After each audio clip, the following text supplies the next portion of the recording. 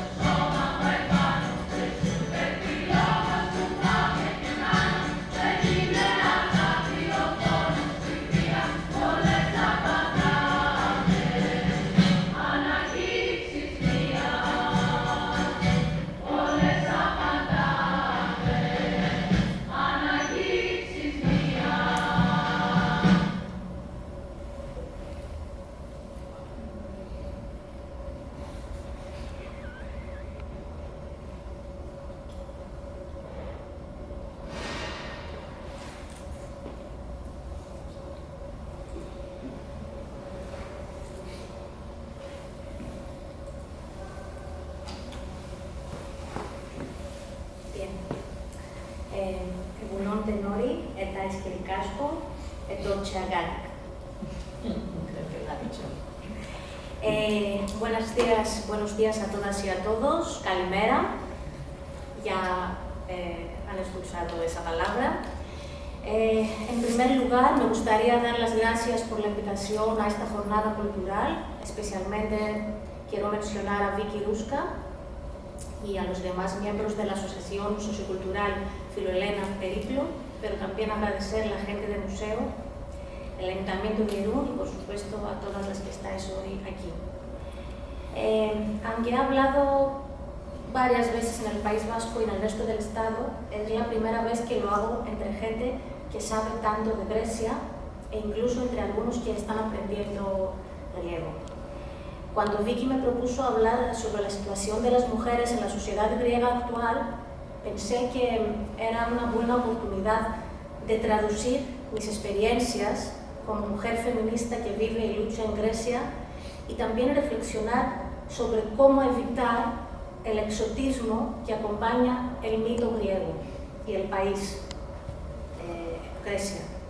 Entre el antiguo y glorioso pasado, entre comillas, y la idea de que Grecia es la cuna de democracia, y también entre la tragedia que ha sufrido el pueblo griego durante los últimos años, tenía que elegir qué parte de nuestra historia merece la pena contar. Normalmente en Grecia la gente que milita en varios movimientos suele mirar mucho hacia el Estado español y el País Vasco para encontrar inspiración. Hacer lo contrario es una tarea difícil, pero necesaria para entender cuántos mundos diferentes habitan Europa y cuántas variedades de patriarcado existen en el sur del sur. Quizás el título de la obra teatral que vamos a ver esta noche nos puede dar alguna idea de cómo cuestionar el palimpsesto patriarcal. Leyendo el título de la obra, Helenas, podemos pensar que este plural, Helenas, revela historias de opresión que atravesan los siglos y también habla de una genealogía de la resistencia enraizada en las epopeas homéricas y la mitología griega. Una mitología que está llena de violaciones, raptos, sacrificios, castigos y muertes de mujeres cuyos cuerpos se consideran propiedad de dioses y hombres, pero también llena de mujeres poderosas, diosas y poetisas. Parte del imaginario europeo e occidental está construido de esos mitos y alegorías griegas, y uno de esos mitos es que las guerras se hacen por culpa de una mujer, la Helena de Troya, la más bella y la más culpable de todas, porque que por culpa de ella el hombre perdió su lugar al lado de dioses al lado de Dios en el jardín de Edén. Desde la bella Helena, supuesta causante de la guerra de Troya, hasta Antígona, que se resiste a la ley injusta, pasando por Medea. Desde la bella Helena, entonces, supuesta causante de la guerra de Troya, hasta Antígona, que se resiste a la ley injusta, pasando por Medea, presentada como una maníaca asesina de sus hijos, y Medusa, que petrifica a cualquiera que la mire directamente a los ojos, y a muchas otras, los cuerpos míticos femeninos cuentan historias de violencia y opresión, revelan el palimpsesto del patriarcado en Grecia y también nos proponen, y quizás nos proponen, metodologías de cuestionar el patriarcado desde dentro. Quizás la respuesta está dentro del mito. Así que retomar nuestros mitos, reapropiarnos de ellos, hablar de las Helenas de nuestro tiempo en plural, es un acto feminista que niega la versión masculina de la historia y también una praxis decolonial que vuelve a los mitos para reivindicar parte de la tradición popular y mágica. Entonces hoy quería compartir historias de mujeres que no suelen cruzar fronteras. Y digo historias de mujeres porque tanto las historias como las mujeres y los feminismos son siempre plurales, diferentes, múltiples e interseccionales. Historias de mujeres que viven en Grecia, migrantes, refugiadas, pobres, encarceladas, madres, mujeres cis o mujeres trans, mujeres que luchan por construir comunidades de sororidad y solidaridad, sobre las ruinas dejadas por las políticas de los memorándums en Grecia y austeridad, políticas que han convertido a Grecia en un animal de laboratorio y en uno de los países más pobres de Europa. Al fin y al cabo, una de las cosas que intenta hacer el feminismo o los feminismos es contar la historia del mundo y de la humanidad de otra manera, desde la perspectiva de las mujeres del género. Un género que tiene clase, raza, orientación sexual, cuerpo con o sin trabajo, un cuerpo territorio y femenino que sufre y lucha desde Palestina hasta Atenas y desde Estambul hasta Melilla. La primera cuestión que nos interesa, partiendo de la canción que acabamos de escuchar, ya que estamos entre lenguas, griego, euskera y castellano, es la cuestión de la traducción. En el caso de la canción que escuchamos, su traducción es un acto feminista político. Su versión original se titula Sin miedo y es de Vivir Quintana. Aquí vemos Vivir Quintana. Diríamos que se ha transformado en un himno feminista contra los feminicidios en México y América Latina, y su compositora, Vivir Quintana, en un gesto simbólico cantó y firmó la canción con madres de Oaxaca cuyas hijas fueron asesinadas. Entonces, la canción fue traducida, o más bien reescrita en griego, por la Orquesta Abierta y se cantó el 8 de marzo en las calles de Atenas.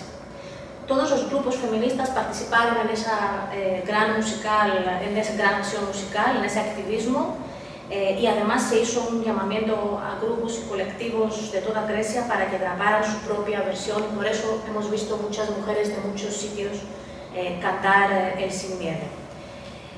La verdad es que no es la primera vez que el movimiento feminista de Grecia mira hacia el Estado español y al País Vasco en busca de inspiración, tratando de traducir prácticas y lemas feministas.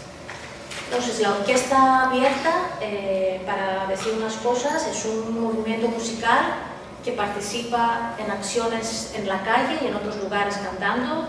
Se creó en la primavera de 2021, en medio de la pandemia, y era un acto de resistencia contra el confinamiento y la devaluación de la cultura.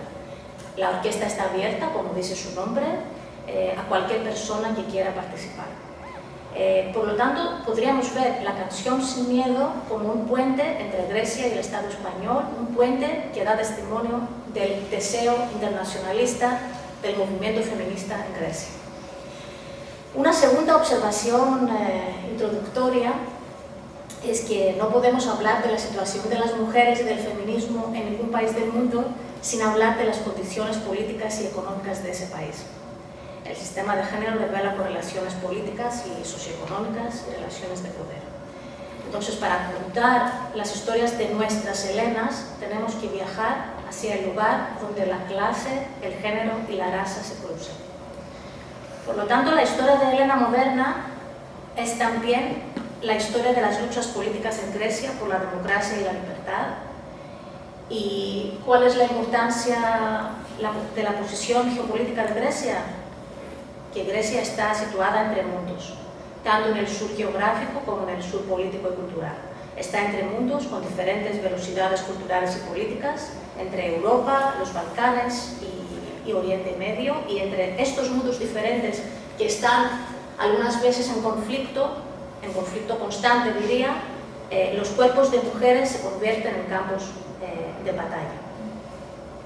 Ahora, a pesar del establecimiento constitucional del principio de igualdad de género en 1975 y toda la legislación de los años 80 y 90, o sea, el periodo posterior al final de la dictadura, que era dirigida a eliminar la discriminación de la mujer en todos los ámbitos de la vida social, la verdad es que según el Instituto Europeo de la Igualdad de Género, en 2023 Grecia ocupa el último lugar en lo que es la igualdad en Europa. Y por supuesto, tanto la crisis económica que se inició en 2010 con la firma del memorándum número 1, como la crisis pandémica, han incrementado enormemente los fenómenos de violencia de género. Indicativa es la reciente encuesta de ActionAid Hellas, según la cual el 85% de las mujeres griegas afirma haberse enfrentado a acoso sexual en el trabajo. Es un número muy grande. Ahora, omitiré de la presentación de hoy las importantes páginas escritas por las mujeres de la primera oleada feminista sobre el derecho al voto, el derecho a la propiedad y el trabajo. Y también no voy a hablar de la importante participación de las mujeres como guerrilleras en la resistencia y la guerra civil en los años 40 y 50. Tampoco tenemos el tiempo suficiente para hablar de las luchas feministas durante el periodo de la dictadura, de 1967 a 1974, cuando las mujeres fueron torturadas, esterilizadas, vivieron en el exilio, fueron asesinadas y llevaron sobre sus espaldas una parte muy importante de la lucha. Lo único que es importante mencionar para aquella época es que, como en el caso del Estado español, el objetivo de la Junta Militar era restringir a las mujeres a sus deberes tradicionales, según el dogma de patria, religión y familia.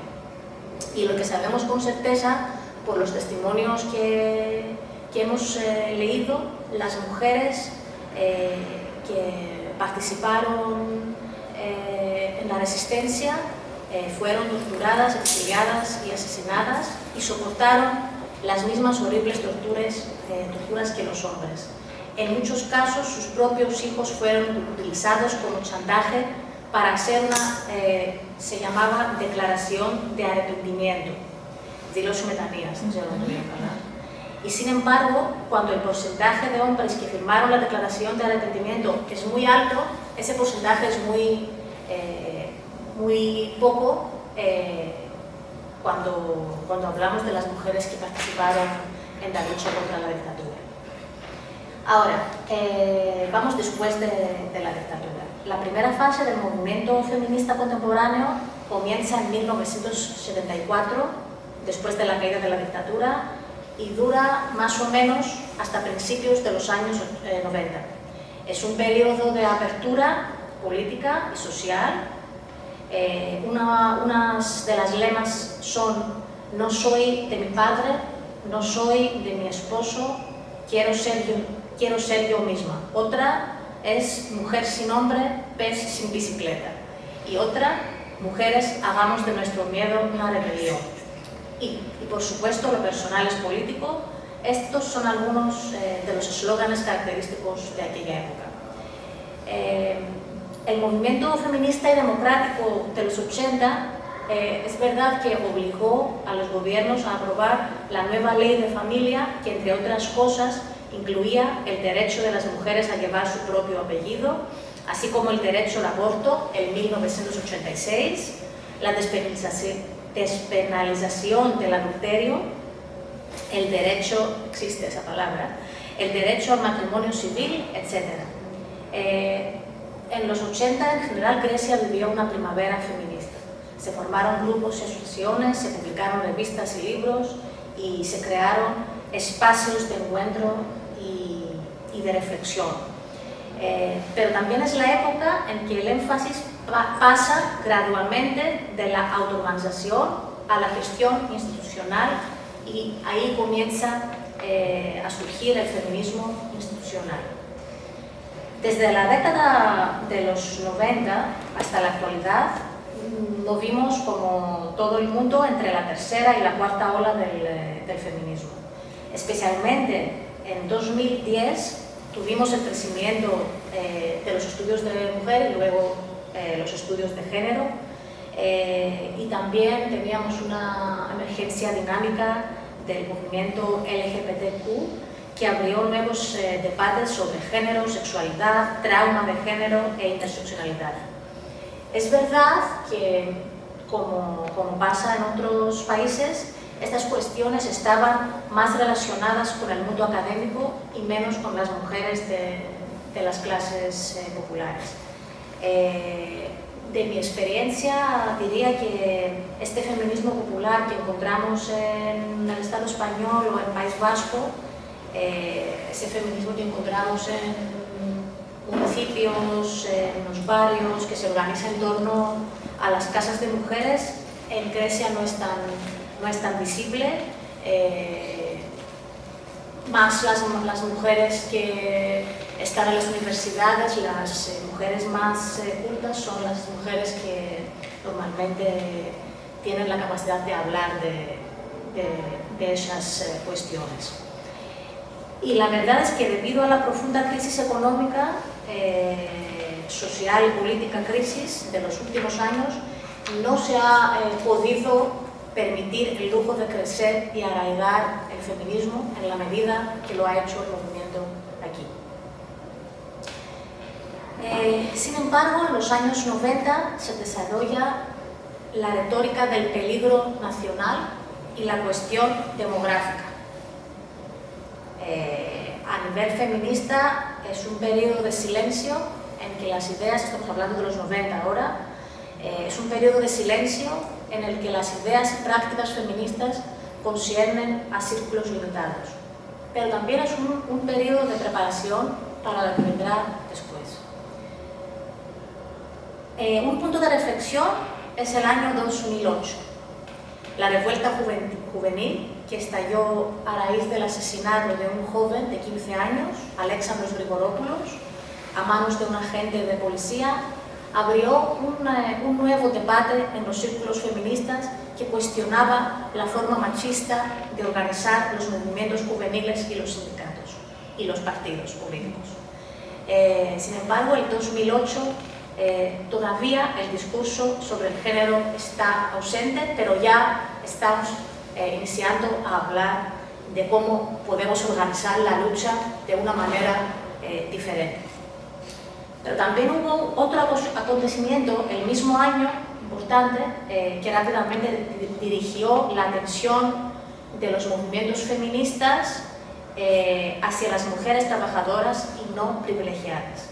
En 2008, la sindicalista y limpiadora búlgara Konstantina Kuneva fue atacada con vitriolo por hombres pagados de su patrón por luchar por mejores condiciones laborales. Este ataque la dejó con graves heridas en su cuerpo. Kuneva fue castigada con vitriolo por atreverse a decir lo que una mujer migrante no tiene derecho a decir, que quiere unas condiciones de trabajo dignas. Su cuerpo entonces se convirtió en campo de batalla y de ejercicio de un poder patriarcal bárbaro que quiere a las mujeres calladas y sumidas. Después de ese golpe nació un fuerte movimiento de solidaridad y por primera vez en años el movimiento feminista dirige su atención a las trabajadoras migrantes. Pocos años después, Konstantina Kuneva fue elegida como eurodiputada y a día de hoy sigue luchando por los derechos de las mujeres. Un año después, las mujeres de la cárcel de Ziva se rebelaron en protesta por la muerte de Katerina Guloni, torturada en prisión hasta el punto de que su salud se deterioró, todo porque protestó contra los humillantes exámenes vaginales a los que eran sometidas las mujeres en prisión. También Katerina Guloni es un símbolo para el movimiento feminista. Y la carta abierta de Katerina, antes de morir, empezaba con la frase: soy Katerina Guloni, tengo nombre, así soy y tengo mucho que contar. Es una carta muy emocionante y si tenéis el tiempo de leerlo, merece la pena. Podemos traducirlo quizás.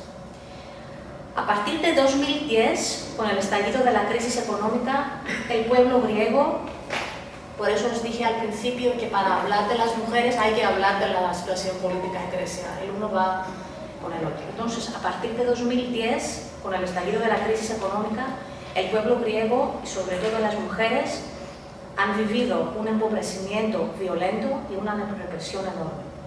Sin embargo, precisamente a causa de la crisis en el mismo periodo, y concretamente de 2010 a 2014 o 2015, vivimos el ascenso de la extrema derecha y de partidos fascistas como Amanecer Dorado, que incluso consiguió entrar al Parlamento griego.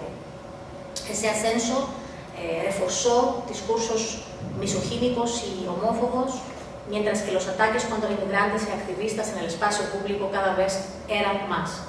Y también, esa época, muchas mujeres salieron por primera vez a la calle para protestar contra la austeridad. Para muchas mujeres, las manifestaciones de 2010 eran la primera vez que ellas querían participar en una manifestación, y muchas de ellas decían: no sé si hoy voy a volver a casa, porque el tiempo empezaban a contar el tiempo diferente, se rompía el ritmo patriarcal del tiempo.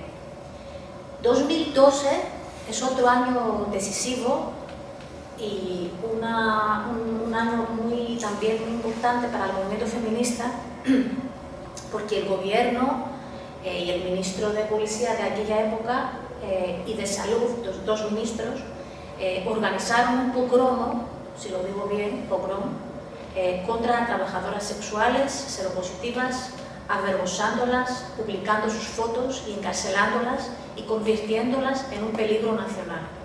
Y por esa vergüenza, Grecia fue condenada por el Tribunal Europeo. Entonces, tanto en el caso de Cunema, de la mujer limpiadora, como en esas mujeres, las 11 mujeres, vemos otra vez que los cuerpos de las mujeres fueron castigados, presentados como contaminados, considerados una amenaza para la nación, la familia y la helenidad en general.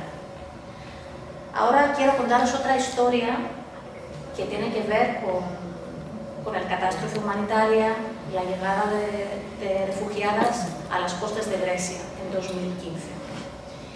Esa llegada reavivó los discursos racistas y xenófobas, pero también construyó redes de solidaridad y apoyo, y las mujeres están en el centro de esas redes de solidaridad. Aquí hay que mencionar a 3 mujeres emblemáticas que se convierten en símbolos de solidaridad. Son las abuelas de Lesbos, 3 abuelas que cuidan el bebé de una refugiada que llegó a la isla en una patera como tantas otras. Decían: el biberón estaba ardiendo, el bebé no podía cogerlo. Lo enfriamos en un grifo y se lo dimos. Así explica la señora Maritza Mavropoulou, una de las 3 ancianas captadas por la cámara cuidando a un bebé refugiado en Lesbos.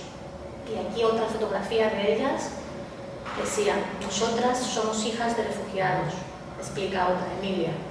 En 1922 escapamos de Turquía y llegamos aquí. Sabemos lo que significa la migración. Europa debería inmediatamente encontrar una solución. No podemos dejar a esta pobre gente en medio del lodo, encerrarla con alambres de púas o enviarla nuevamente bajo las bombas. Emilia es la abuela de Lesbos, candidata al Premio Nobel de la Paz, y su foto junto a sus amigas Maritza y Stratia, mientras da el biberón a un bebé sirio, ha dado la vuelta al mundo. Esa es su fotografía y aquí son las mujeres. A pesar de las abuelas, otras mujeres también se convirtieron en símbolos en Grecia. Son las madres de hijas e hijos asesinados. Mujeres que pusieron sus cuerpos frente a las fuerzas policiales para defender la memoria de sus hijos y la democracia. Aunque no vienen del mundo feminista, han inspirado mucho los movimientos feministas y antirracistas. Voy a mencionar 3 casos.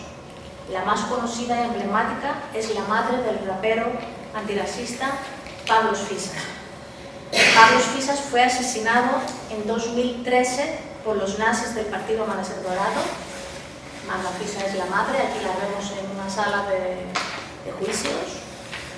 Ella es un símbolo contra el fascismo, el racismo, visita muchos colegios, pueblos en Grecia y habla de la libertad, del antirracismo.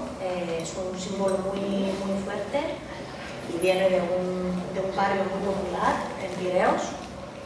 La segunda es la madre del activista gay y defensor de derechos humanos Zach Kostopoulos. Él fue asesinado, el asesinato de Zach o de saqueo ocurrió en una calle concurrida cerca de Macedonia, en Atenas, el 21 de septiembre de 2018. Primero, Sack era golpeado por civiles y luego por la policía, y murió así una mañana en el centro de Atenas. También la madre de Sack Kostopoulos es una mujer muy presente en los movimientos feministas y de LGBTIQ, no lo digo bien, y está siempre al lado de los derechos de muchas personas. El tercer caso es la madre de Eleni Topaloudi, otra Elena. En griego les llamamos Eleni, es el nombre, no Elena. Es Kula Armutido, que se convirtió en un símbolo de las luchas contra el feminicidio y abrió el feminicidio de su hija, Eleni, abrió un nuevo y dinámico ciclo de luchas feministas que podríamos decir que marcó el inicio, no sería exagerado decir que marcó el inicio de la cuarta ola feminista en Grecia. Su encuentro simbólico, el encuentro de esas mujeres, porque esas mujeres se conocen, esas mujeres son amigas, son hermanas, van juntas a muchos eventos de Atenas y otros lugares, y este encuentro creo que simboliza la resistencia transversal contra el racismo, contra el fascismo, contra el patriarcado. Cada caso es diferente. El caso de Marta Fisa, en el caso de Marta Fisa tenemos un símbolo contra el fascismo con orígenes de una zona muy popular.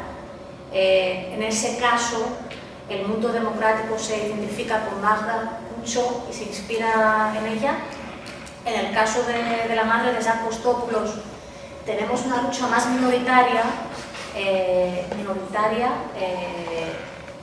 porque no toda la gente se identifica con Sack, y en el caso de la asesinada Eleni Topaloudi tenemos un feminicidio brutal que obligó al movimiento a mirar a la experiencia española y latinoamericana para encontrar lemas e inspiración para enfrentar un fenómeno que hasta hace poco ni siquiera se mencionaba. La palabra feminicidio no estaba en el discurso público hasta que Eleni Topaloudi fue asesinada. Sabemos que la palabra feminicidio aparece en los 70 y 80, Russell habla de esto, pero en Grecia no teníamos palabra para nombrar los asesinatos contra las mujeres. Hasta ahora estamos luchando por su legalización. Desde el feminicidio de Eleni Topaloudi han surgido nuevos colectivos feministas y es verdad que está cambiando la forma y el lugar de las manifestaciones. Tenemos salas de los juzgados que se convierten en lugar de protesta, tenemos cánticos y símbolos de luto que aparecen en las manifestaciones, el drama ocupa su lugar en la calle y volvemos a ese debate de 2008 que la gente cuestionaba la manera que se hace una manifestación.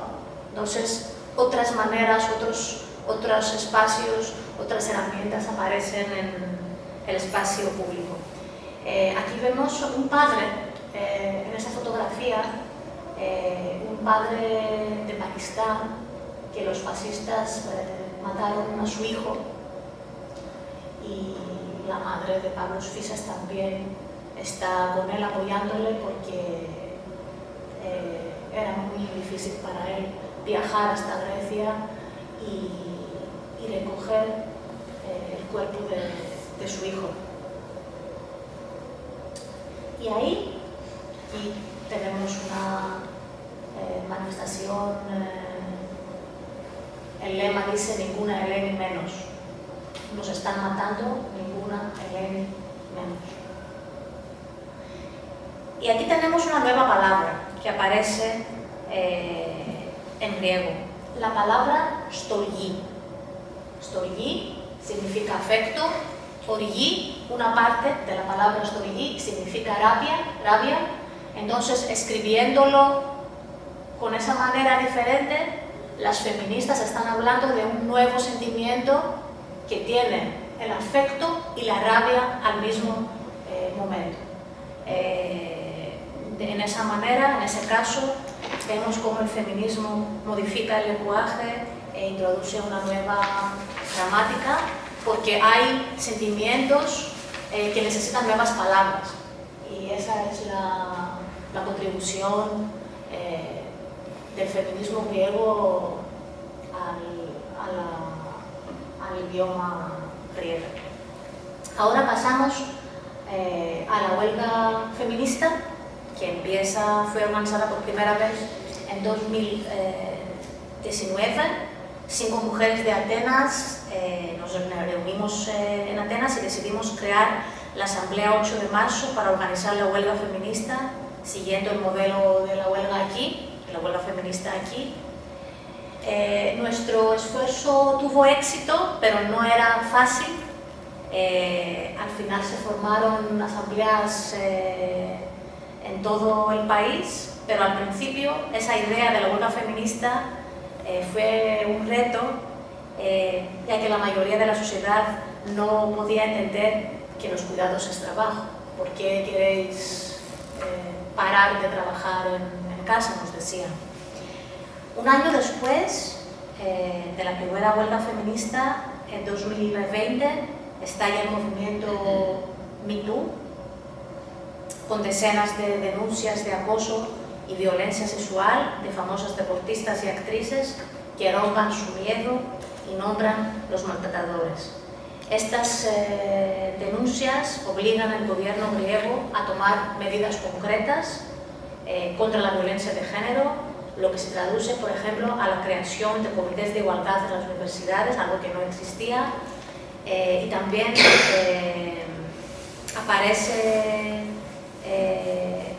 aparecen otras políticas institucionales contra la violencia de género, ayudas psicológicas, etc. Pandemia, ahora, que es otro capítulo. El mismo año vivimos la pandemia y el confinamiento y nos damos cuenta de que el hogar no es un lugar seguro para las mujeres.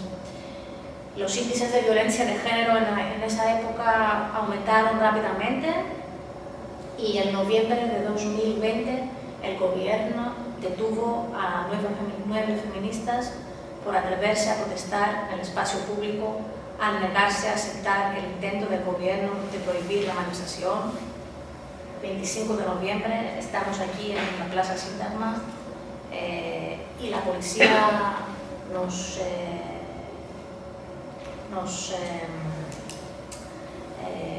¿cuál es la palabra más exigente? Nos detuvo por protestar contra la violencia de género. Otro capítulo, 2023, un año antes, el año pasado, el gobierno griego crea el Ministerio de Familia y Cohesión Social y elimina la Secretaria General de Igualdad.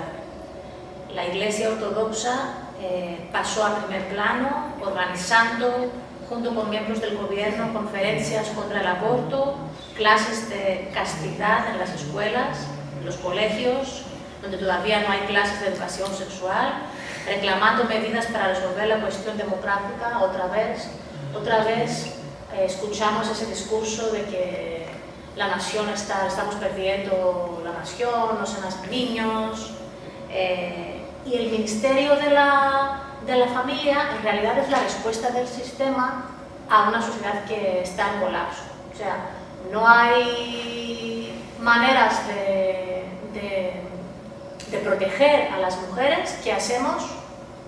Creamos un Ministerio de Familia que va a hacer lo que el Estado no puede o no quiere hacer.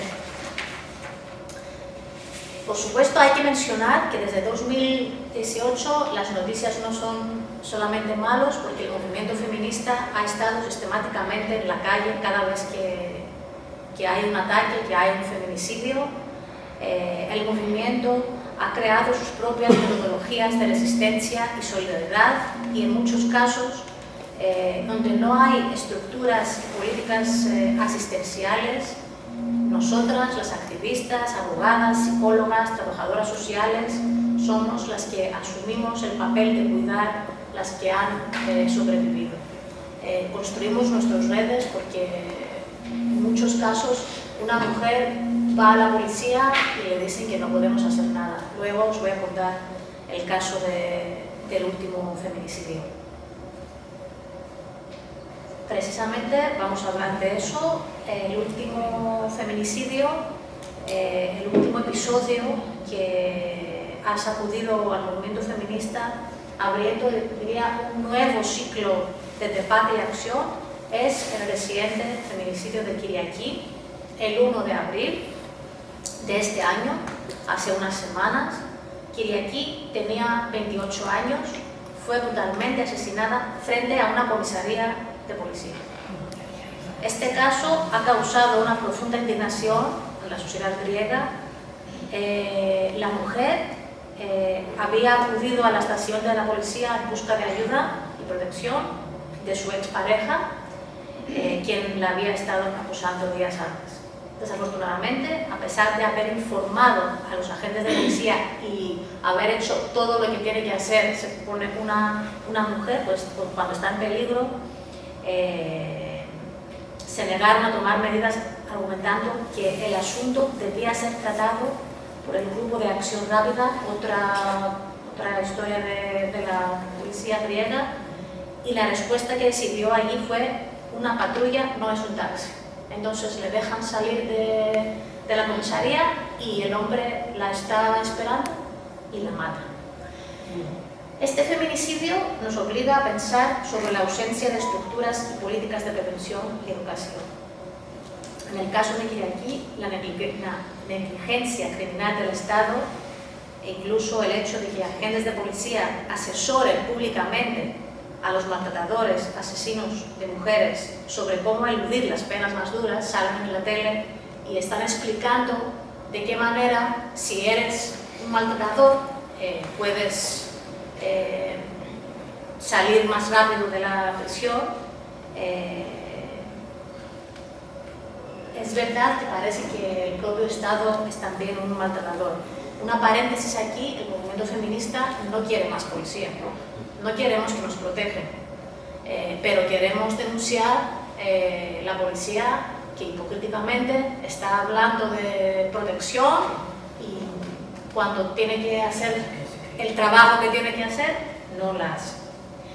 Entonces, ¿ahora qué? ¿Cómo seguimos?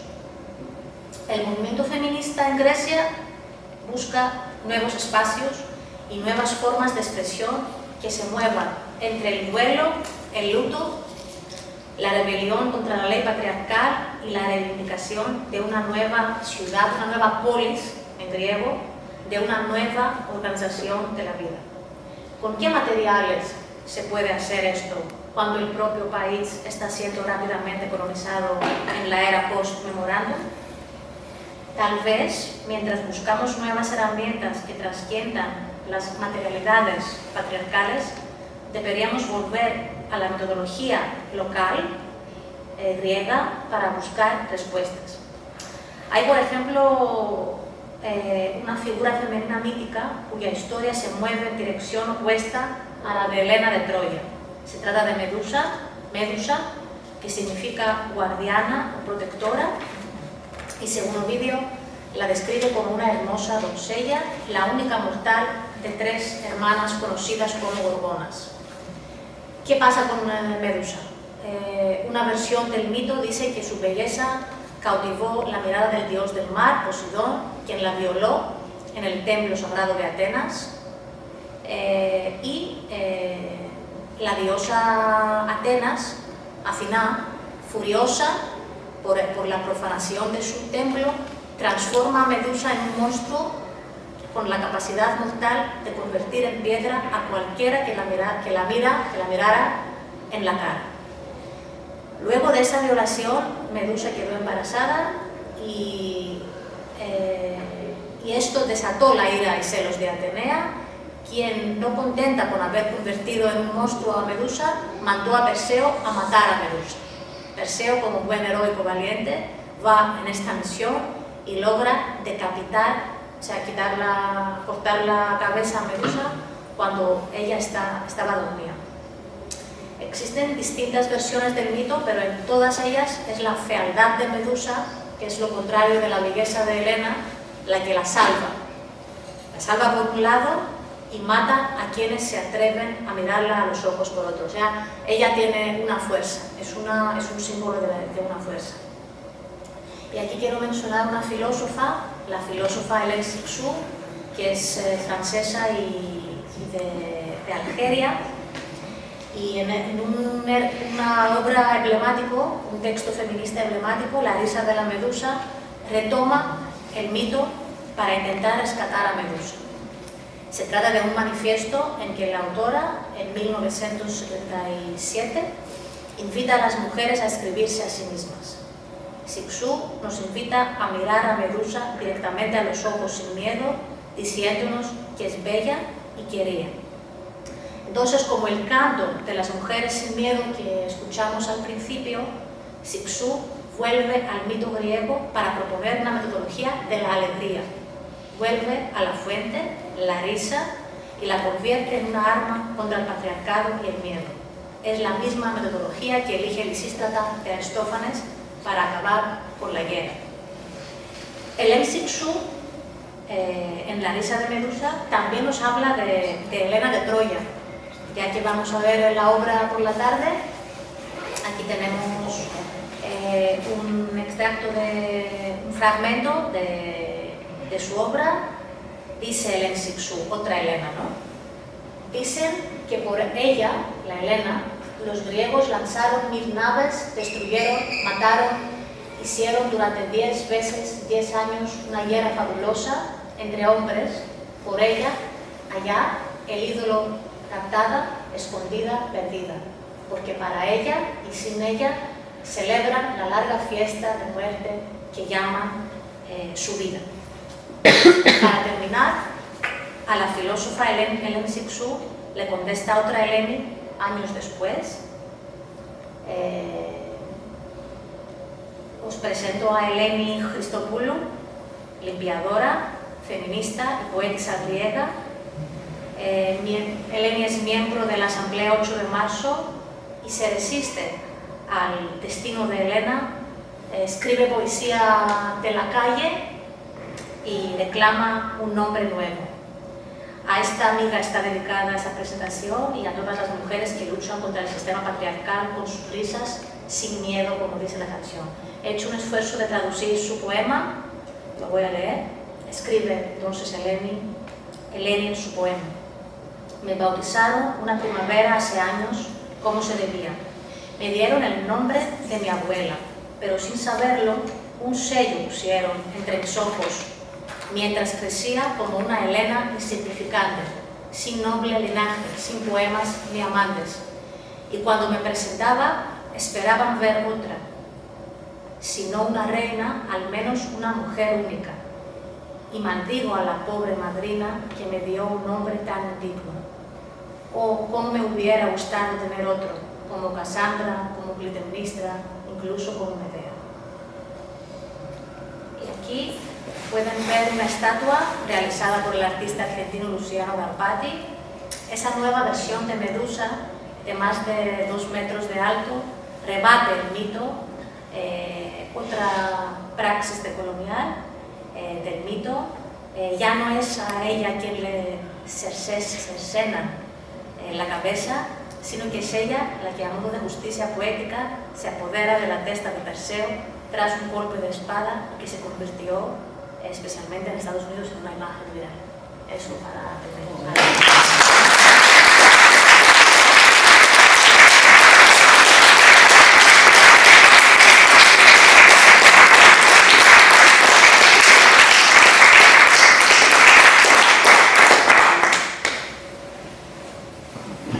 Preguntas, comentarios, pensamientos, lo que queráis. Disculpa. Bueno, agradecerte, me ha encantado. Pero ¿qué significa después del memorándum?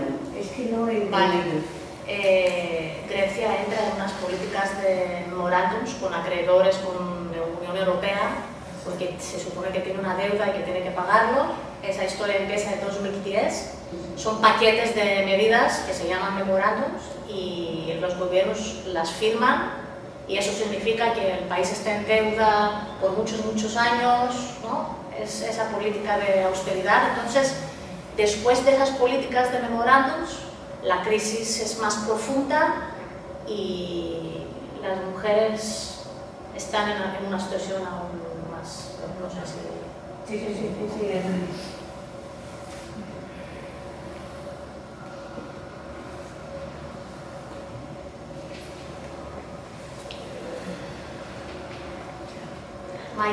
Margaret Fugler, mi profesora de mi tesis.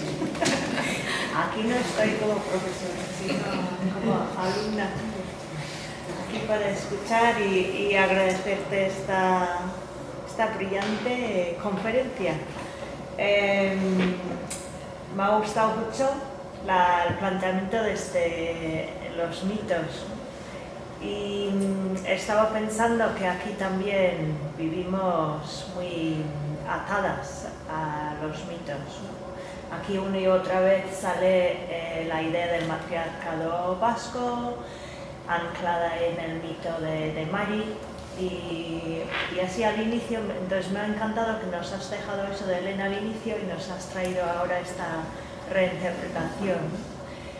Aquí hay una reinterpretación de Mari por Carmen Diez, que cuestiona, ¿no?, ese poder de la supuesta diosa y matriarca, y que propone una Mari andrógena, una Mari que representa en sus diferentes formas, ¿no?, esas posibles transformaciones del cuerpo, del sexo, del género, y entonces estaba pensando en esos términos, ¿no?, como esos cambios que se han dado. Y también, a ver si, bueno, no sé si tienes una reflexión en ese sentido, pero también pensar que aquí el discurso del matriarcado está muy difuminado en la sociedad, se saca a relucir para decir pues que las mujeres vascas somos poderosas, no necesitamos el feminismo porque nosotras mandamos, y luego hay toda la crítica, ¿no? Entonces no sé si en estos mitos que has dado en el caso griego hay un poco, pues parece que sí, ¿no? Pues de última imagen que nos has dado, ese último testimonio, hay no solamente desde la academia, pero en el terreno del feminismo, en la calle también, hay como un discurso de estos mitos, o es algo un poco que transcurre al lado. Gracias por unir los dos mundos, porque también el País Vasco es un país, un lugar con un peso simbólico muy grande. En el caso de Grecia, los mitos matriarcales hablan de ciertas sociedades como Creta, mujeres de Ípiros, de Creta, de Lesbos y de Mani, que se supone que son como las vascas, mujeres fuertes que deciden. O sea, hay esa paralelismo. No, esa idea, ¿no?, en el mundo. Y es verdad que la figura simbólica de la feminista es una figura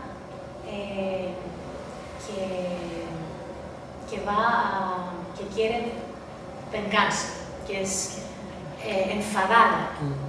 Por eso vemos, por ejemplo, esa estatua y esa figura inspira mucho a las feministas. Incluso hay muchos grupos en Grecia feministas que se llaman Medusa o Midia. Y esto es interesante, no lo había pensado antes. Entonces me imagino que aquí hay algo en los mitos antiguos que hace a las mujeres que quieran retomar y reivindicar esos mitos. Pero no sabría decir más cosas sobre eso, tendría que pensar y...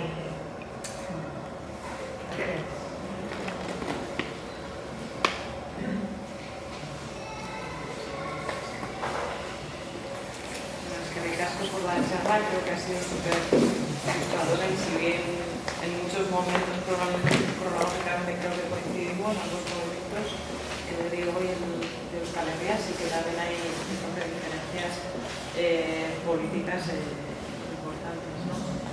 Yo tengo una pregunta que es un poco clásica, ¿no? ¿Cuáles son los retos del feminismo actual en Grecia?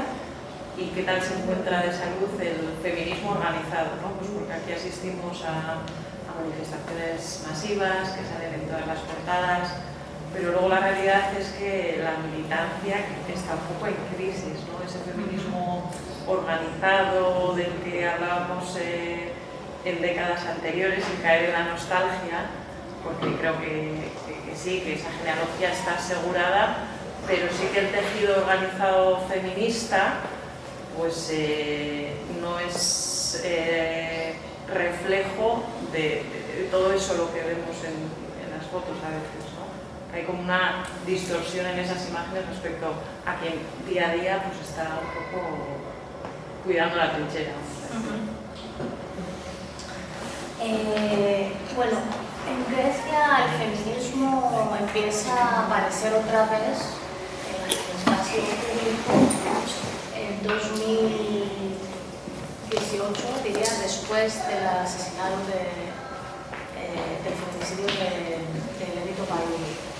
Hasta entonces teníamos momentos de grandes manifestaciones, pero luego no teníamos un movimiento que insistía en la lucha en los barrios como entiendo que existe aquí. Es verdad también que el feminismo sufre de muchos conflictos que tenemos entre temas, como ya sabéis, que es sex work o prostitución, trans tema o no, qué es mujer, o sea, son las mismas cosas que entiendo que aquí también están en el centro de los debates feministas. ¿Sí? Tenemos los mismos problemas. Pero lo que pasa en Grecia es que la diferencia es que durante muchos años los movimientos eran organizados de una manera muy machista, que parecía más en el modelo de los 70 y 60, 80 en el Estado español. Entonces, ahora que empezamos a descubrir otros espacios y otras maneras, todavía hay esa alegría de querer organizar nuestro espacio. Estamos todavía subiendo porque estamos en procesos de organizar nuestros espacios.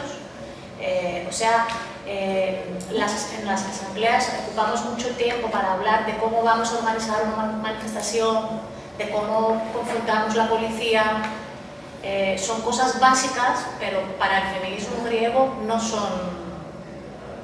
Hay que aprender desde el principio, porque teníamos una generación de mujeres que eran más del feminismo institucional, otras pocas que eran minoritarias, y ahora que más gente está en la calle hay que encontrar esas nuevas formas. Los retos serían, primero, establecer el feminicidio como en la ley, que es un delito contra las mujeres, eso primero, para empezar. Luego, instituciones y espacios en cada barrio, en cada sitio que puedan acoger a las mujeres. Eso no existe, existen muy pocas, son muy pocas esos lugares. Luego, aunque no nos gusta la policía, hay que educar,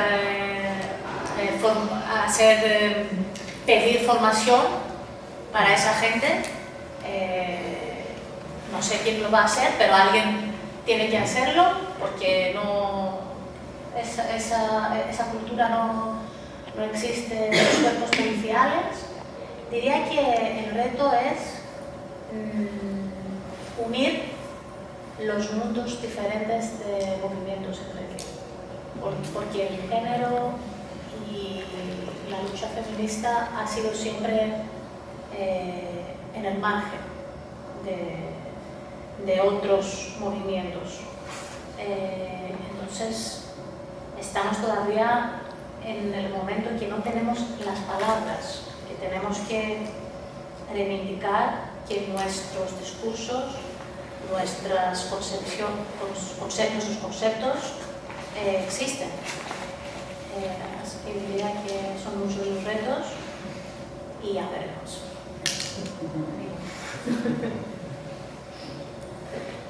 Voy a hablar en griego porque no conozco muy bien español, ¿vale?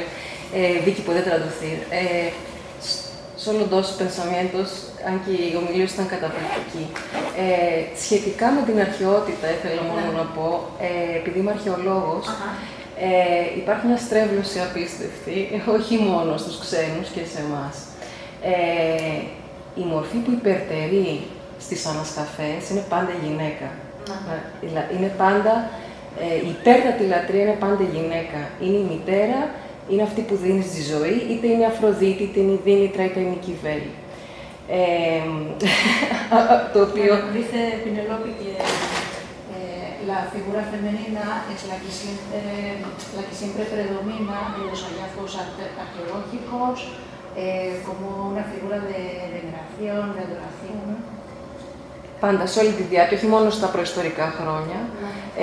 Και μάλιστα δεν μιλάω για την μνημιακή γλυπτική, που εκεί επιστρέφονται άλλοι παράγοντες, αλλά μιλάω για τα ειδόλια, δηλαδή τις προσφορές του απλού ανθρώπου, που οι αριθμοί είναι απίστευτοι προς τη μητέρα Θεά. Και μια άλλη σκέψη, που μου κάνει φοβερή εντύπωση, παρατηρώντας στην ελληνική μυθολογία, υπάρχουν βιασμοί απίστευτοι, με πρώτο και καλύτερο Δοδία. Η τιμωρή, η πιο σκληρή τιμωρή είναι οι γυναίκες, έτσι. Αλλά είναι μια μυθολογία γραμμένη από τους άνδρες. Η Άρτεμη, η Αθηνά, η Ήρα, δηλαδή... Ήταν μια σκέψη που λίγο μου ήρθε ξαφνικά. Y en el primer punto está hablando de las estatuillas que sirven como ofrendas a diosas, que son, llama la atención su número tan elevado. Y el segundo punto del que habla es que le llama la atención que dentro de la mitología griega los castigadores en realidad son castigadoras, eso llama mucho la atención. Artemis y otras diosas. Στις γυναίκες που βιάστηκαν από τους άνδρες. La cantidad de violaciones contra las mujeres que podemos observar dentro de la mitología. Θα το απαντήσω και εγώ στα ελληνικά, αν γίνεται. Συγγνώμη. Για να το πω καλά, πολύ λίγο. Μετά θα προσπαθήσω να κάνω και ένα ρεσούμε στα ισπανικά. Έχεις πολύ δίκιο σε αυτό που λες.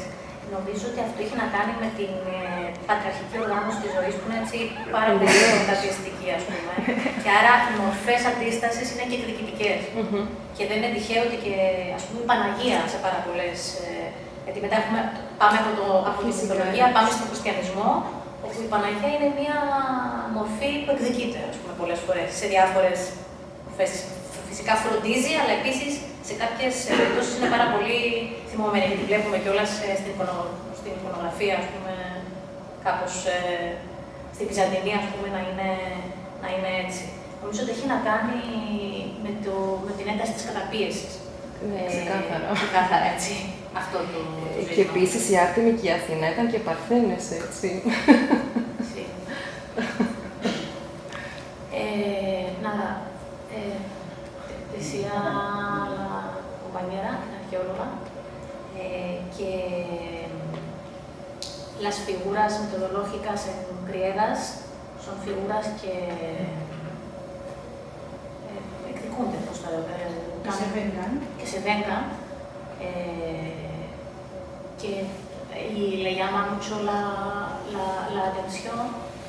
Y también decías que Artemis y Αθηνά eran vírgenes, ¿no? Como... Έχει να κάνει με τη σεξουαλικότητα της γυναίκας, έτσι. Y eso tenía que ver con la sexualidad de la mujer. Y vemos que hasta ahora esos mitos afectan la manera con la cual vemos nuestras relaciones en la sociedad griega. Hay algo que queda de esos mitos, creo.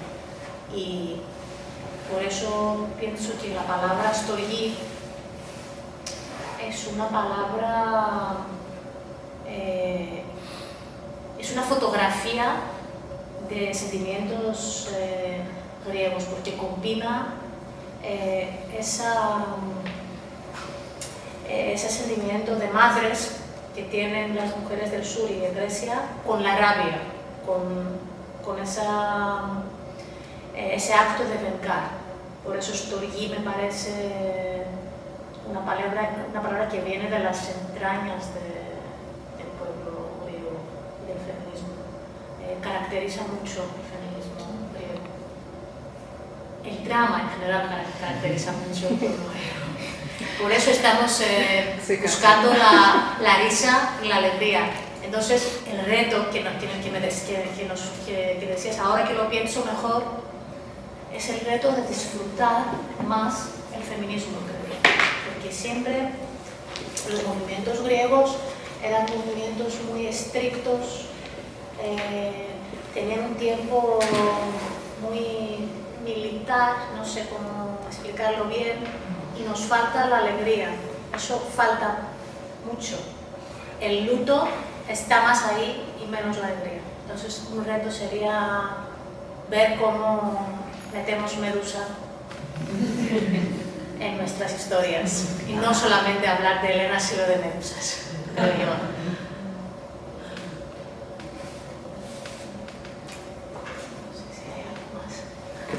Yo tenía otra pregunta, pero no quiero acaparar. Estaba pensando se has dado muchos ejemplos de mujeres, de madres que salen a la defensa, ¿no? Y a movilizar y se convierten en figuras, ¿no?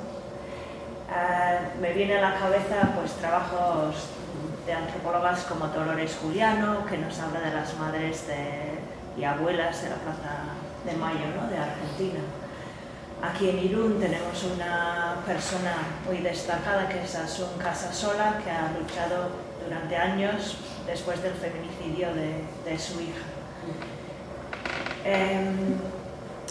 Y hay casos, ¿no?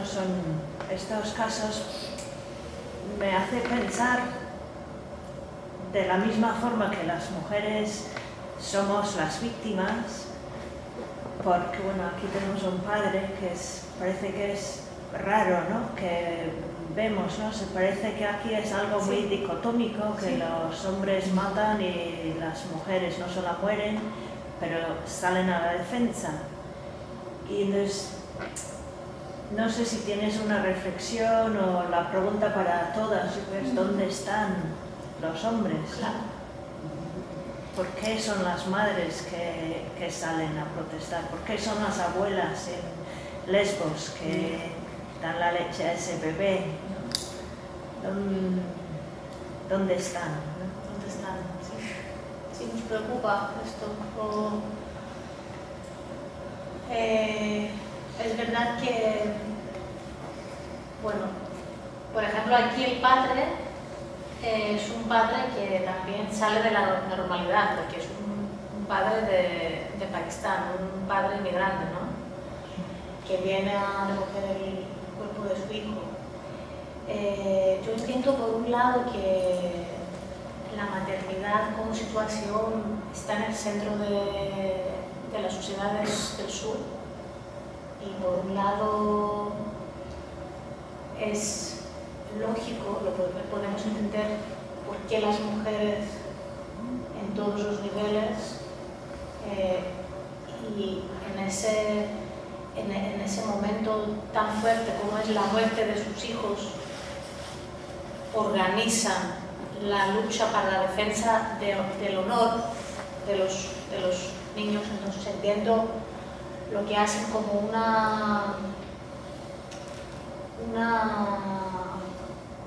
acto de honrar en la memoria de sus hijos, pero es verdad que hay una contradicción aquí, porque lo que queremos hacer es liberarnos de esas identidades y de esos papeles. Y aquí vemos que las madres siguen siendo en el centro de la lucha.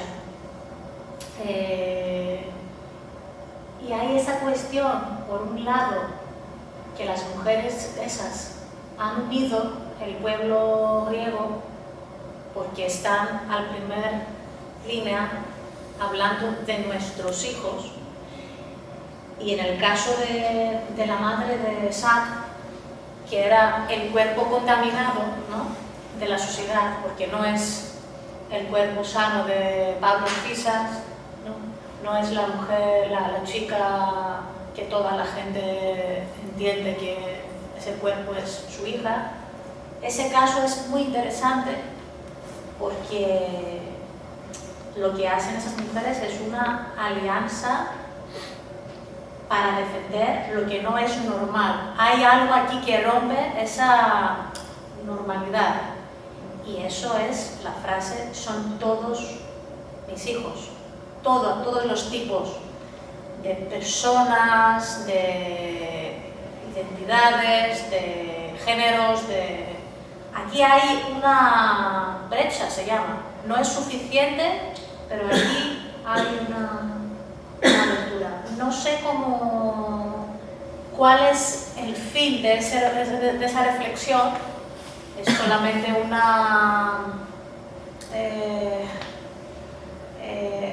una descripción de la sociedad griega. Sí, es así. La sociedad griega es una sociedad muy del sur, que la madre está en el centro de todo.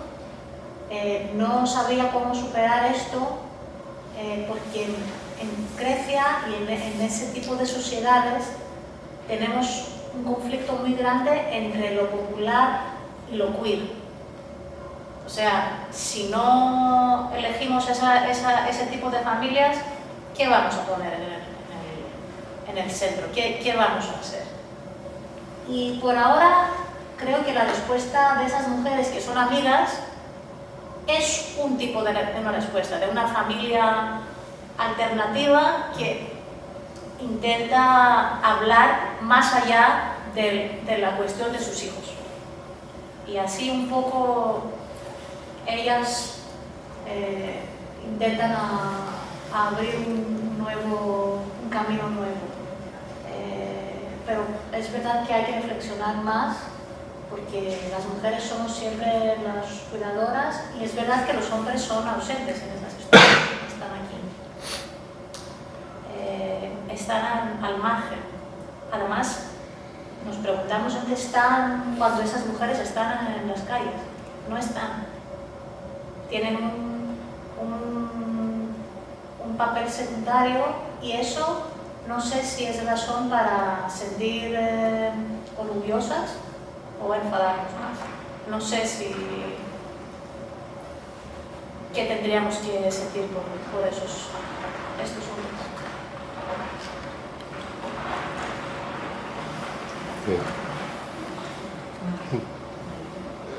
Sí. Digo, dices, ¿dónde están esos hombres? Bueno, yo soy uno de esos hombres, doy un pequeño testimonio. Nosotros también somos herederos de una educación determinada, y aunque hacemos lo que podemos, si rascas siempre te sale alguna característica machista o discriminadora, o lo que quieras. Pero bueno, hacemos lo que podemos para mantener relaciones personales lo más igualitarias posibles.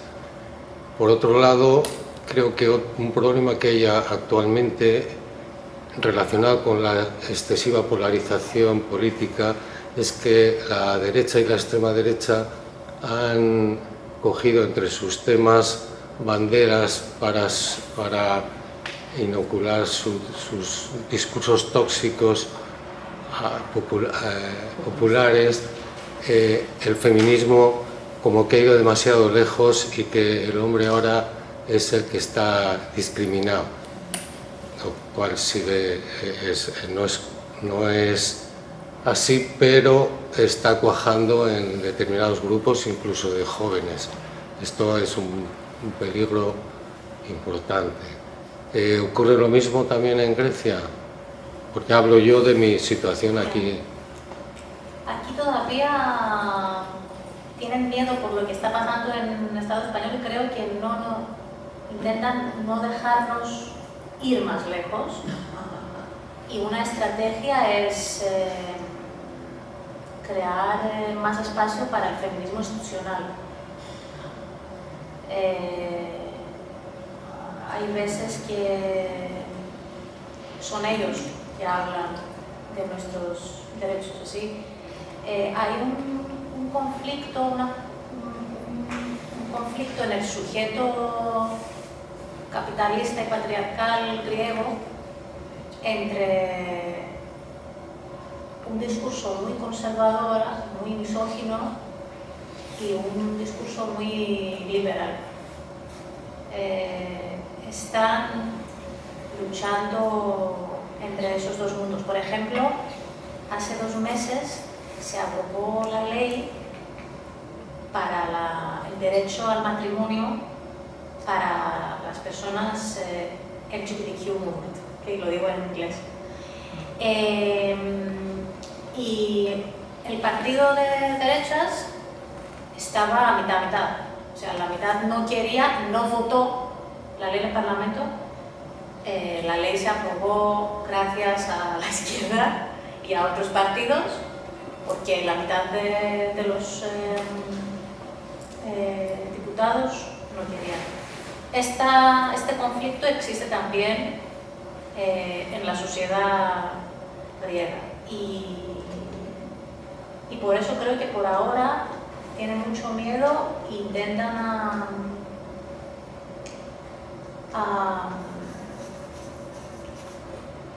en ensomatosum, incorporar nuestra cultura y nuestros discursos para que nosotras no vayamos más allá. Otra cosa es lo que dices sobre la posición de los hombres.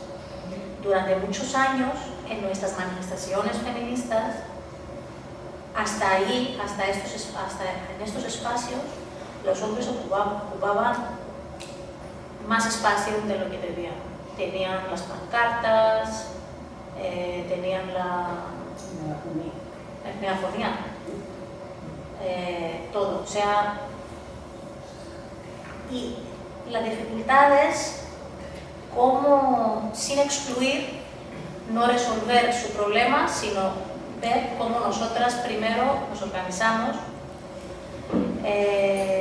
no de una manera de crear nuevas discriminaciones, pero para tomar nuestro tiempo y nuestro espacio para ver cómo queremos hacer las cosas. Hasta ahora muchos hombres se meten en nuestros espacios y nuestras manifestaciones y ese asunto no está resuelto, desafortunadamente.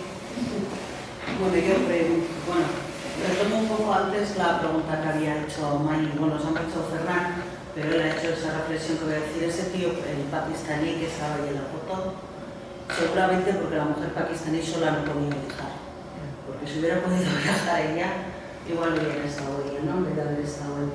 Pero bueno, y eso, yo creo que la reflexión evidentemente es la de siempre, que decirte, las mujeres han cuidado antes, las mujeres siguen cuidando ahora y probablemente en el futuro, no sé, a no ser que las cosas cambien mucho, seguirán.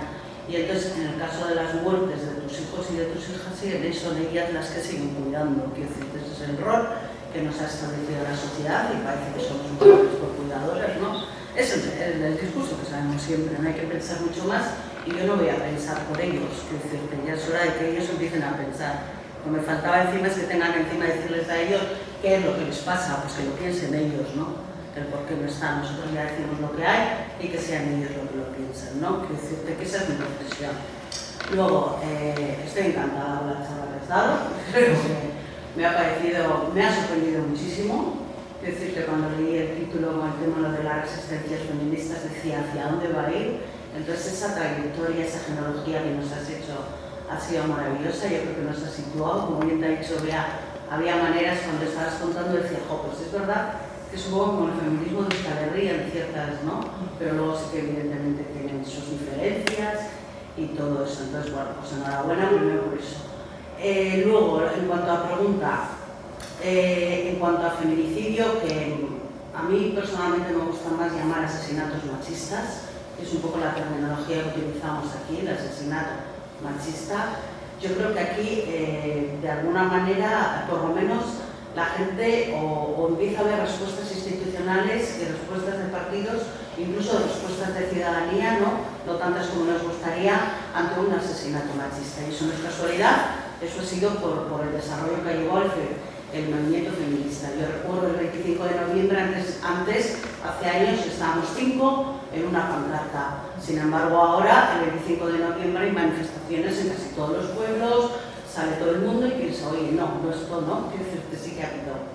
Entonces, la pregunta era, en este caso que sí que existen respuestas institucionales ante un asesinato machista, que muchas veces son postureo aquí, bueno, de eso es otro debate que haremos. Desde los partidos políticos de Grecia, desde algunos partidos, no empieza a haber una denuncia hacia esos feminicidios o asesinatos machistas. No hay un ahí por ahí que salga de que alguien empiece a decir, oye, esto no puede ser o... Pero desde los partidos mainstream o todos, o sea... ¿Algún partido, por ejemplo, de izquierdas, alguien que pueda apoyar ante esto cuando vosotras, por ejemplo, salís a la calle a denunciar un asesinato machista que podáis? Vale. Esa es la pregunta más bien. Sí, bueno, para empezar, el primer ministro hizo una rueda de prensa y nos dijo que no le gusta la palabra feminicidio, no está de acuerdo y no quiere usarla. La institución dice esto. Luego, cada vez más periodistas y más políticos usan ese concepto.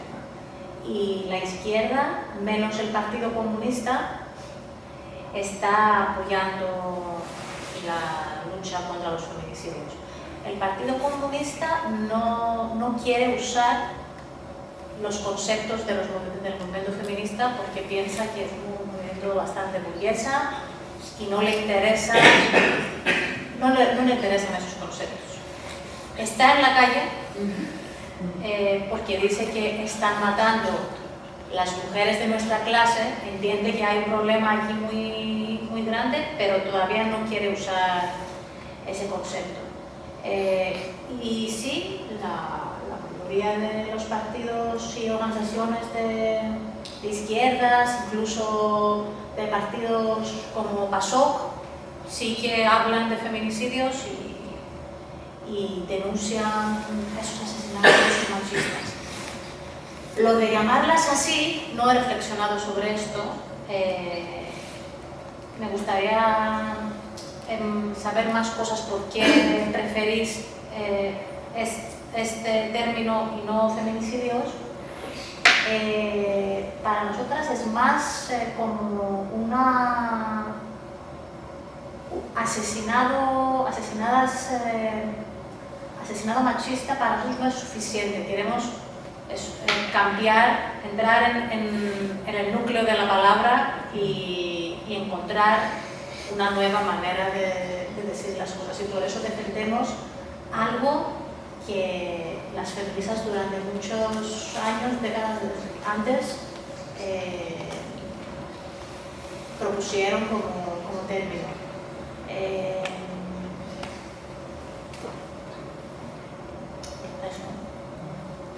No, personalmente, porque me gusta más el feminicidio, bueno, yo por lo menos desde mi conocimiento, yo lo empecé a escuchar primera vez y las mujeres de América Latina lo utilizaban mucho y sobre todo en México, ¿no? Yo sin más digo, a mí me gusta más utilizar la palabra asesinato machista porque creo que hay muchos que todavía no entienden lo que es el feminicidio. Pero le hablas de feminicidio y cuando tú hablas de un asesinato machista, eso, desde mi punto de vista, ¿no? Es una terminología que, aunque entiendo perfectamente lo que estás hablando, es un término de feminicidio. He dicho, a mí personalmente me gusta más porque creo que es mucho más claro, todo el mundo me entiende, ¿no? Entonces, claro, a veces tú dices feminicidio y dices, ¿y eso qué es? Pues no lo entienden. Sí, no lo entienden, entiendo. pues eso. Una cosa que es interesante es que no tenemos traducción para la palabra macho. Que es una palabra que viene de Andalucía, creo, ¿no? Y también en México no tenemos palabra para traducir el machismo, aunque machismo griego como forma griega hay. No lo tenemos como traducción. Y luego sé que hubo un conflicto entre las feministas sobre si el término de Russell se traduciría como femicidio o feminicidio. Russell decía que es femicidio y no quiero feminicidio, y luego viene Lugones, creo, que dice feminicidio, voy a poner ese trocito ni, porque feminicidio es el asesinado institucional, no solamente un asesinado de una persona a otra. Creo que hay un debate ahí que no sé si la entiendo muy bien, pero entiendo que hubo un debate, un conflicto por la traducción de femicide, que era una palabra Sí, no, que quería comentar, es que he vivido en México, entonces bueno, y coincidió con el primer debate que hubo sobre los famosos feminicidios, que la palabra viene porque en Ciudad Juárez, bueno, ya sabes, conocen la historia de las maquilas y todo lo demás, las mujeres que tienen que emigrar de unos estados a otros, sobre todo del sur al norte, y entonces bueno, pues se produce ahí en Ciudad Juárez, en el estado de Sinaloa y en Chihuahua, ¿no? Y ocurre con la frontera con Estados Unidos. Entonces, las fábricas que había en Estados Unidos, ¿qué hacen? Las transportan a México, justo a la frontera mexicana. Y entonces cubren toda la frontera mexicana y lo que hacen es que todas las mujeres vayan allí a trabajar, ¿no? Desde Chiapas, Oaxaca, de todos los estados del sur hacia el norte. Entonces lo que hay es en ese momento está el narco, está muy fuerte el narco, lo conocéis y todo lo demás, y hay una fuerte demanda de empleo, sobre todo de mujeres jóvenes, entre los 15, 14, 15, 16, 17 años, y es cuando se empiezan a producir todos los feminicidios, ¿vale? Y la palabra viene de ahí, es un asesinato de mujeres en masa, quiero decir realmente. Entonces, sí que tiene relación con el asesinato machista. Lo que pasa es que, claro, en México lo adoptan así, y entonces, pues bueno, se produce la palabra. Y es cuando, claro, porque empieza a haber, pues hay como 40.000 o 50.000 mujeres asesinadas, claro. Y es una gran cantidad y por eso se denomina ese término. Un poquito el término ese. Sí, eso es como un genocidio de mujeres realmente. Eso es lo que ocurre, eso es lo que es. Un poquito de eso para aclarar. Y se me ocurre otra cosa, que en el caso de feminicidio el enfoque está en la persona que sufre la violación, la mujer. Sí. En el caso del concepto asesinato machista, estamos escribiendo quién lo hace. Yo creo que los dos conceptos tienen un lugar aquí y el uno se complementa con el otro. Sí, un poquito de eso para ver. Tania, ¿querías...? Bueno, parte de lo que iba a decir ya lo han comentado, ¿no? Que hay un debate también con el tema de la apropiación del término feminicidio entre los feminismos tanto del Estado español como de la América Latina, y que, bueno, pues al final surge para describir una especificidad, ¿no? Es un debate también de apropiación que me recuerda mucho al de la interseccionalidad, por ejemplo, ¿no? O sea, que al final, pues, tiene su importancia también, ¿no? Y luego simplemente añadir que al término asesinato machista, la ventaja también que le veo es que desde el pensamiento transfeminista, ¿no?, da pie a hablar de todas aquellas víctimas del sistema heteropatriarcal, no solamente de las mujeres. Pero que también respeto que cada uno... Sí, que también, ¿no? Pues veo que al final las lógicas o las especificidades de cada lugar, como puede ser Grecia, pues pueden también, ¿no?, bueno, crear su propia justificación sobre por qué utilizó un concepto u otro, porque por lo que veo pues también hay una participación mucho más quizás agrícola, evidente del Estado, ¿no?, como perpetrador o por lo menos bueno, pues alguien que está participando, ¿no?, en los asesinatos de mujeres, o no directamente, pero sí de forma indirecta. En el caso de Grecia, quiero decir. En Grecia, el movimiento queer ha encontrado una manera de incluir otras personas que no son cis mujeres con la palabra cilicótites. Se traduce como feminidades, algo así, que es un concepto que tiene bastantes problemas, pero a través de ese concepto viene otra palabra que en vez de ginecoctomía, gineca es la mujer, ginecoctomía habla de cilicoctomía, o sea, de asesinados, de personas feminizados, algo así, o sea, usamos también ese concepto, pero no la entiende la gente. No la entiende la gente, y también hay un discurso, porque entre el transfeminismo y las abolicionistas hay otra parte que dice, vamos, no queremos hablar solo de mujeres, pero tampoco podemos usar palabras que no las entiende nadie. O sea, aquí todavía estamos buscando maneras de ver cómo vamos a tener un discurso inclusivo, pero al mismo momento un discurso que la gente lo puede entender.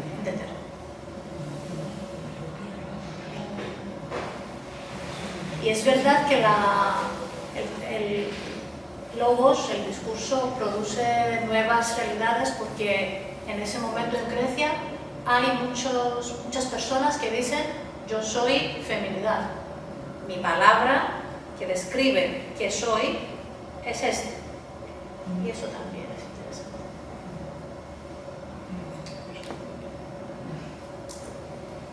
No sé si hay algo más. Y desde el feminismo comunitario, lo que estás diciendo es que hay en estos momentos un alza, ¿no?, dentro de organización, y que todavía estáis debatiendo en cómo las nuevas formas, las nuevas maneras de militancia, ¿no? ¿Ahí interviene la gente joven en esos procesos? Sí, ¿puedes repetir la parte del feminismo comunitario para entender? Sí, yo entiendo como feminismo comunitario aquel que se estructura en base al territorio. En este caso, la mayoría vivimos en ciudades, entonces para mí el territorio son los barrios. Yo estoy en un barrio donde la pobreza es el elemento clave y la migración también, que el resto de la ciudad a lo mejor ni la huele. Son los microterritorios donde las mujeres están en peores condiciones. Y entonces ahí es donde se construye un tipo de feminismo comunitario que no está ligado a las universidades, que no están, donde las maestras no son las ejecutoras, las líderes, sino que se construye en base también a cambiar su situación de vida y a lo mejor a defenderse de agresiones distintas, no sé cómo explicarlo, no iguales, porque toda mujer en el hecho de tiene que soportar el sistema patriarcal, pero no es lo mismo la comunidad gitana que la comunidad musulmana, que ahora estamos en ese proceso, ¿no? Y ahí yo creo que tiene un reto el feminismo importante, porque claro, asistencialismo no queremos hacer, pero para llegar a la situación concreta de esos colectivos, pues bueno, y me imagino que en Grecia estará pasando más de lo mismo. Lo que pasa en Grecia es que no es tan arraigada la cultura comunitaria en general. Y eso tiene que ver con el mito fundador de la sociedad griega. O sea, el movimiento, por ejemplo, anarquista en el Estado español tiene más raíces que el comunitario, tiene más raíces que el movimiento autónomo y anarquista y comunitario en Grecia. Por eso quiero decir que muchas veces las organizaciones feministas en las grandes ciudades repiten el modelo del partido. Son pequeños partidos y es la asamblea o el colectivo. Luego, esas formas más comunitarias las encontramos en pueblos pequeños, en ciudades más pequeñas. De hecho, después de 2018 es la primera vez que tenemos una cartografía de organizaciones feministas que nunca existían en pueblos y ahora existen. Esa cultura comunitaria la vemos fuera de la ciudad, no la vemos en los barrios, porque tampoco hay muchas asociaciones de barrios en general. Hay, pero no tantos. El feminismo es más, su forma de expresar es más central, en el centro de la ciudad, en las asambleas más grandes que vienen mujeres de muchos diferentes barrios, porque repiten el modelo del partido. Y eso es un problema muy grande. No tenemos, por ejemplo, café feminista o casa de mujeres.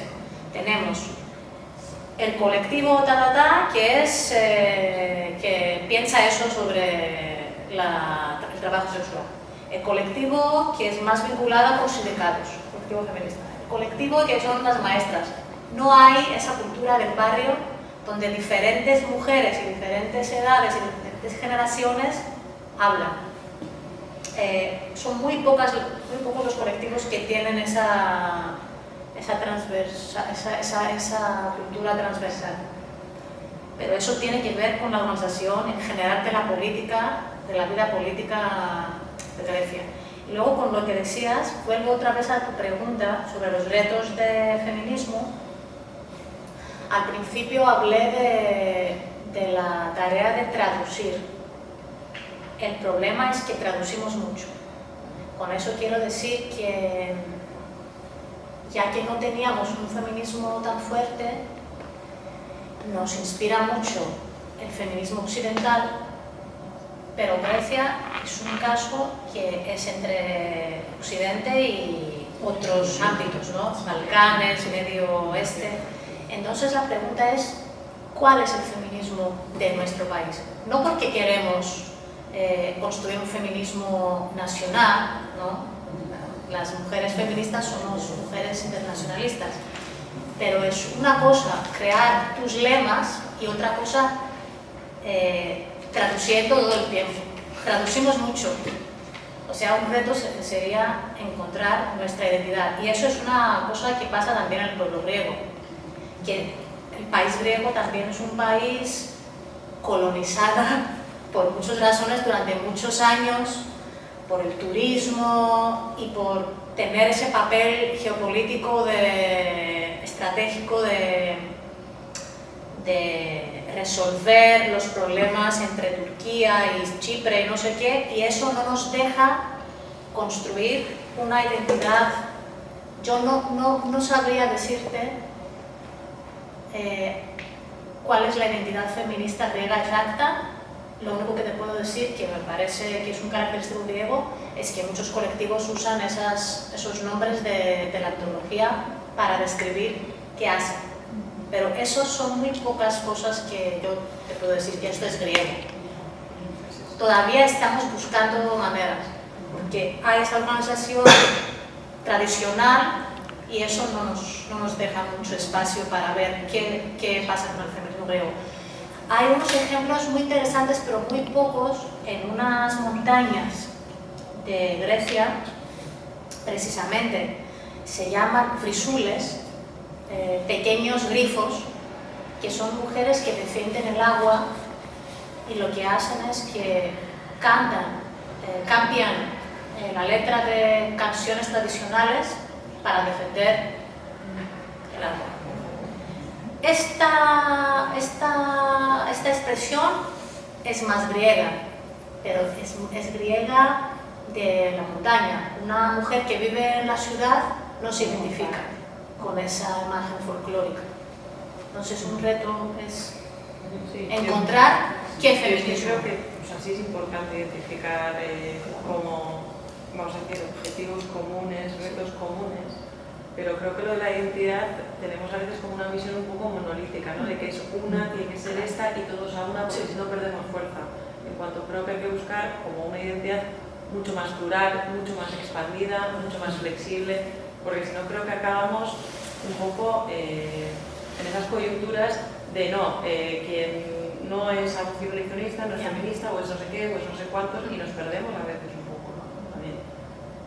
O sea, no creo que todo valga, pero tampoco creo que haya que buscar esa identidad única y como buscando cierta autenticidad o cierto label que diríamos aquí, ¿no? No estoy hablando de eso, sino que producir, crear espacios que corresponden en la vida y la experiencia griega. Sí, eso, total, por ejemplo, eso sí, tiene creo que es necesario. Tenemos que encontrarlo. Sí. A ver, ¿cuál es la experiencia? Por ejemplo, nosotras no tenemos mujeres racializadas, pero las gitanas no están en ningún lugar. Y son muchas, y son griegas. Son citizens de Grecia.